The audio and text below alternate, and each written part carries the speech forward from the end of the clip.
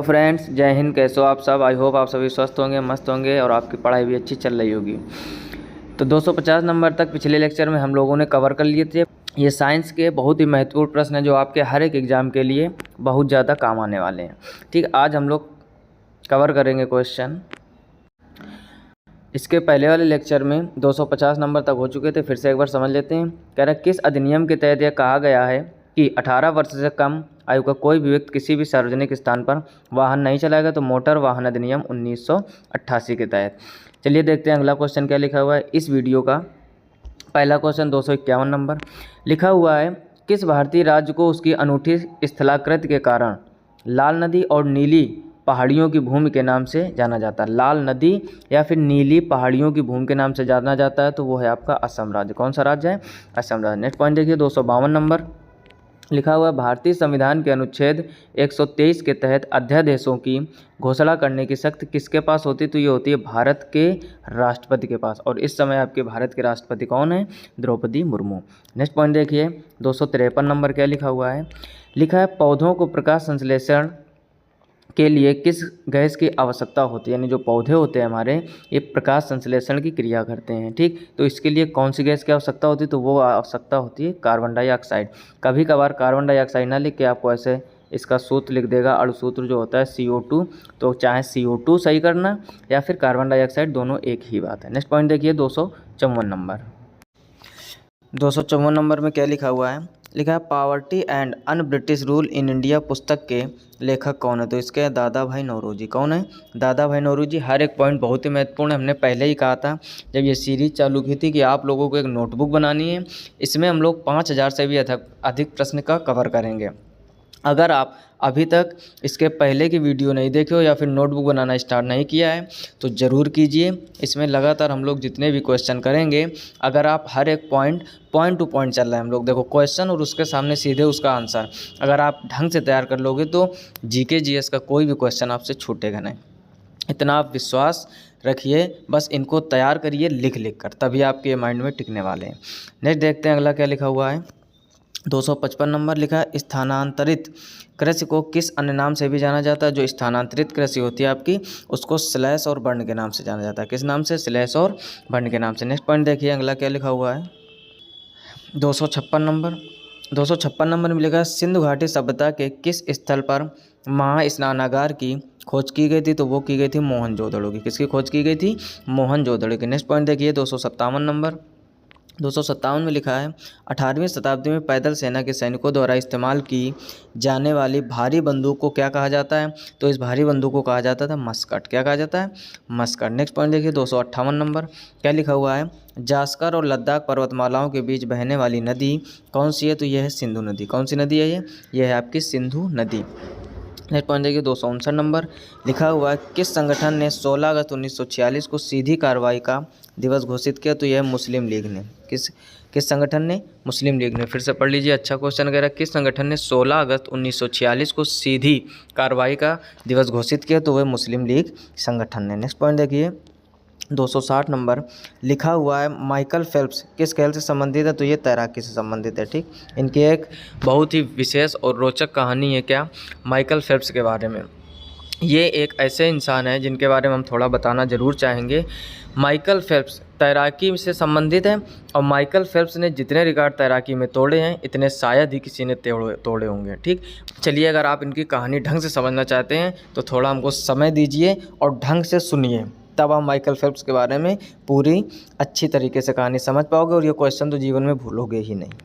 तो देखो समझो, माइकल फेल्प्स आपके अमेरिका के एक तैराकी थे और इन्होंने सबसे कम उम्र में सबसे ज़्यादा गोल्ड मेडल जीते। ध्यान से समझना, यानी 4 ओलंपिक ने इन्होंने टोटल 28 मेडल जीते हैं और अपना भारत टोटल 24 ओलंपिक में 28 मेडल जीते हैं। ठीक, अब यहाँ पर हमारा मुद्दा ये नहीं है कि हम भारत की इससे तुलना कर रहे हैं या भारत को हम इनसे कम दिखाने की कोशिश कर रहे हैं। बात इस बात की है कि ये एक अकेला तैराकी माइकल फेल्प्स जो कि अमेरिका का रहने वाला था, 4 ओलंपिक में 28 मेडल और 24 ओलंपिक में 28 मेडल भारत ने जीते हैं।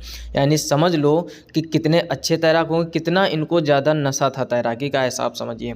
सबसे कम उम्र में 15 साल की उम्र में ये ओलंपिक तक पहुंचने वाले विश्व के पहले इंसान बन गए। दूसरी, इन्होंने एक ही ओलंपिक में 8 गोल्ड मेडल जीतने का नया विश्व रिकॉर्ड बनाया। इसके पहले अमेरिका के ही एक तैराकी थे मार्क स्पिट्ज, जिनके नाम से 7 गोल्ड मेडल थे। और इस रिकॉर्ड को तोड़ना, जब मार्क स्पिट्ज ने ये रिकॉर्ड बनाया था तब पूरी दुनिया में ये कहा जाता था कि ये रिकॉर्ड अब दुनिया में कोई नहीं तोड़ पाएगा। और उसके बाद में माइकल फेल्प्स ने जब ये रिकॉर्ड देखा इनका तो कहा कि ये रिकॉर्ड मैं तोड़ूंगा। उसके बाद में इनके हाथ में फ्रैक्चर हो जाता है, जिसके कारण डॉक्टर इनसे कहता है कि अब आप तैराकी नहीं कर पाओगे। ये कहते हैं हाथ टूट गया मेरा, और अच्छा हुआ, अब मैं एक हाथ से प्रैक्टिस करूँगा। सोचो, इतना ज़्यादा जिस चीज़ का नशा व्यक्ति को हो जाएगा तो वो व्यक्ति दुनिया में नाम तो कमाएगा ही कमाएगा।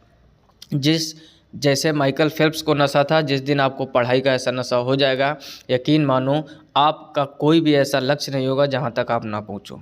आई होप आप बात समझ पा रहे होंगे। सोचो, हाथ फ्रैक्चर हो गया, डॉक्टर ने मना कर दिया, लेकिन कहते हैं अब मैं एक हाथ से प्रैक्टिस करूँगा और केवल पैरों से। बात को समझो, एक हाथ से या केवल पैरों से प्रैक्टिस करूँगा। अब केवल पैरों से तैराकी करना चालू कर दिए और इन्होंने अटूट मेहनत की और अंत में इन्होंने आने वाले ओलंपिक में 8 गोल्ड मेडल जीत के मार्क स्पिट्ज का रिकॉर्ड तोड़ दिया। यानी इससे ज़्यादा फिर रिकॉर्ड बनाने वाला अपना ही रिकॉर्ड बना के अपना रिकॉर्ड तोड़ देते थे, अपना ही नया रिकॉर्ड बनाते, अपना तोड़ देते। ये इनका जीवन रहा।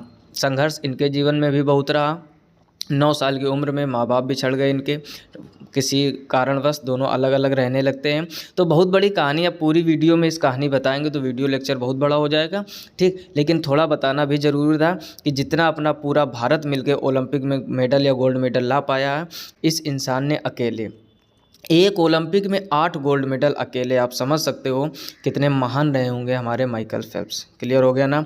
तो कहने वाली बात ये है कि जब आपको हर एक चीज़ का नशा हो जाता है, आपको जिस दिन पढ़ाई का नशा हो जाएगा, ऐसी कोई जॉब नहीं है, ऐसा कोई टारगेट नहीं होगा जहाँ तक आप ना पहुँचो। आप विश्वास मानिए, बस आप मेहनत कीजिए। होता क्या, हम लोग केवल सोचते हैं, करते नहीं हैं। जिस दिन करना चालू कर दोगे, उस दिन जो सोच रहे हो ऑटोमेटिक वहाँ पहुँच जाओगे। फिलहाल में कहानी में इतना है, क्योंकि इनकी फिर कहानी बताने का मतलब हो गया कम से कम 40 से 45 मिनट का चाहिए, तब आपको इनकी पूरी A to Z कहानी हम अच्छे से समझा पाएंगे। इतनी जानकारी काफ़ी। अब आप नाम इनका कभी नहीं भूलोगे, यकीन मानिए। तो माइकल फेल्प्स की स्केल से संबंधित है, तैराकी से, और सबसे ज़्यादा रिकॉर्ड बनाने वाले भी आप ऐसे मान सकते हो। अगला देखिए 261 नंबर क्या लिखा हुआ है। लिखा, बंगाल किसके नेतृत्व में धीरे धीरे मुगल नियंत्रण से अलग हो गया? तो वो था मुर्शीद कुली खान। किससे? मुर्शीद कुली खान से। नेक्स्ट पॉइंट देखिए 262 नंबर क्या लिखा हुआ है।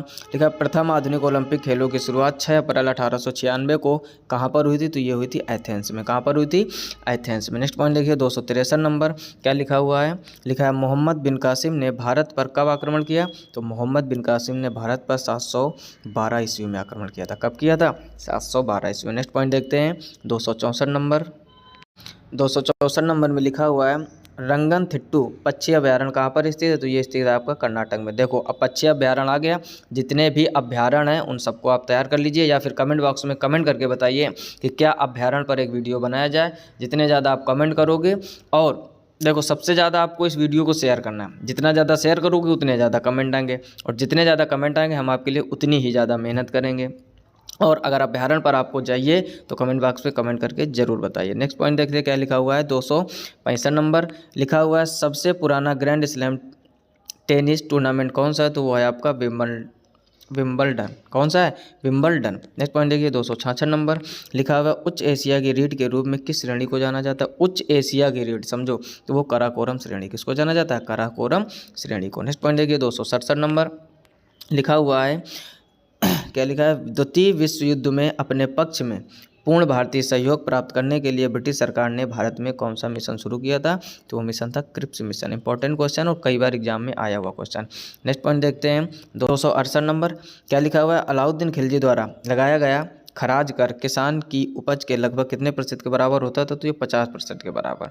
नेक्स्ट पॉइंट देखिए 69 नंबर क्या लिखा हुआ है, लिखा पेन गंगा किस नदी की सहायक नदी, तो ये गोदावरी नदी की। इंपॉर्टेंट क्वेश्चन है, 2-3 बार एग्जाम में आ चुका है। यानी जो पेन गंगा है किस नदी की सहायक नदी, तो ये गोदावरी नदी की। नेक्स्ट पॉइंट देखिए 270 नंबर क्या लिखा हुआ है, भारत के संविधान में कितनी अनुसूचियों का उल्लेख है, तो भारत के संविधान में 12 अनुसूचियों का उल्लेख है। कितनी अनुसूचियों का, 12 अनुसूचियों का। नेक्स्ट पॉइंट देखिए 271 नंबर लिखा हुआ है, होसन शाह ने अपनी राजधानी किसे बनाया था, तो होसन शाह ने अपनी राजधानी बनाया था मांडू को। किसको बनवाया था, मांडू को। नेक्स्ट पॉइंट देखिए 272 नंबर लिखा हुआ है, अशोक के कंधार शिलालेखों की खोज किस वर्ष में की गई थी, तो ये की गई थी 1958 में। कब की गई थी, सन 1958 में। वेरी इंपॉर्टेंट पॉइंट है, आप लिखते चलिए और साथ में याद करते चलिए। नेक्स्ट पॉइंट देखिए क्या लिखा हुआ है, HIV विषाणु का संक्षिप्त रूप क्या है, तो ह्यूमन इम्यूनो डिफिशियंसी वायरस। इसका फुल फॉर्म क्या है, ह्यूमन इम्यूनो डिफिशियंसी वायरस।